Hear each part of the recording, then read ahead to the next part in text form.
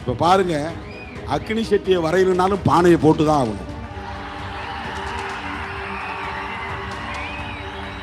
அக்னி சட்டியை வரையணும்னாலும் அவன் வரைகிறவன் அந்த தம்பி திருமாவளவனை நினைச்சுக்கிட்டு தான் பானையை போட்டு அப்புறம் அதுக்கு மேல சுவாலையை போடணும். தேர்தல் ஆணையம் எப்படி ஒரு இன்டர்லாக்கிங் பண்றான் பாருங்க. Periyar Maniyamma Institute of Science and Technology, Thanjavur. Mechanical engineering with specialization in energy engineering, robotics and industrial automation. இந்த தேர்தலில் நாங்கள் நிற்கிற போது சிந்தனை செல்வன் அவர்கள் சொன்னதை போல ஒரு ஊசலாட்டம் தோழர்கள்லாம் சொன்னாங்க. தோழர் ரவிக்குமார் அவர்களும் ஒரு முறைக்கு 2 முறை சிந்தித்து முடிவெடுங்கள், வேண்டுமானால் நீங்கள் விழுப்புரத்தில் நில்லுங்கள், நான் சிதம்பரத்தில் போகிறேன், தோற்றால் கூட பரவாயில்லை, நீங்கள் வெற்றி பெற்றாக வேண்டும், என்னை விழுப்புரத்தில் நிற்க சொன்னார். நான் இவங்கள்கிட்ட வந்து சொல்லிட்டேன், நான் அப்படிலாம் மாற மாட்டேன், ஜெயிக்கணுங்கிறதுக்காக உங்களை பள்ளிக்கடாவாக்க மாட்டேன், நான் தோற்றாலும் பரவாயில்லை, நீங்கள் வெற்றி பெற வேண்டும். போன தேர்தல் அப்படிதான் அவரை வந்து நான் உதயசூரியன் சின்னத்தில் நீங்க நில்லுங்கன்னு சொன்னேன். நான் தோற்றாலும் பரவாயில்ல, யாராவது ஒருத்தர் நாடாளுமன்றத்துக்கு போகணும், அவர் உதயசூரியன்ல ஜெயிச்சா கூட அவர் சிறுத்தையாக தனித்து நிற்பார். அந்த உணர்வு மிக்கவர்.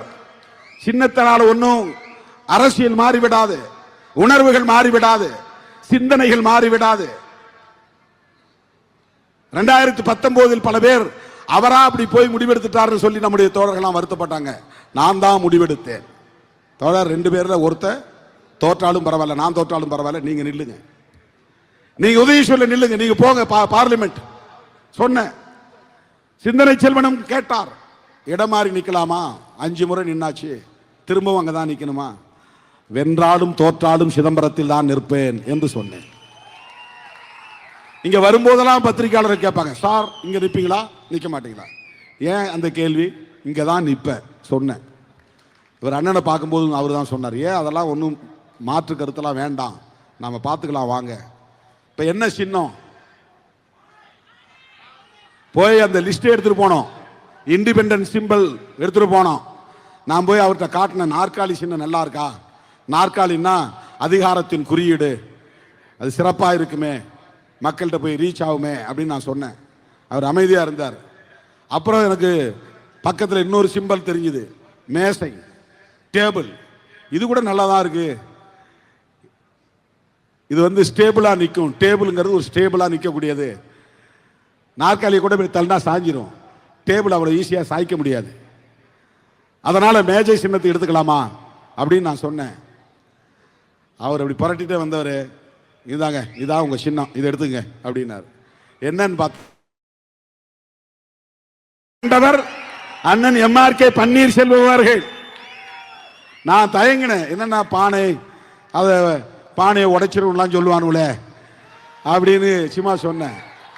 அவர் சொன்னாரு, பானை பிடிச்ச கை பாக்கியசாலின்னு சொல்லுவாங்க கிராமத்தில். இப்ப பாருங்க, அக்னி சட்டியை வரையணும்னாலும் பானையை போட்டு தான் ஆகணும். அக்னி சட்டியை வரையணும்னாலும் அவன் வரைகிறவன் அந்த தம்பி திருமாவளவனை நினைச்சுக்கிட்டு தான் பானையை போட்டு அப்புறம் அதுக்கு மேல சுவாலையை போடணும். தேர்தல் ஆணையம் எப்படி ஒரு இன்டர்லாக்கிங் பண்றான் பாருங்க.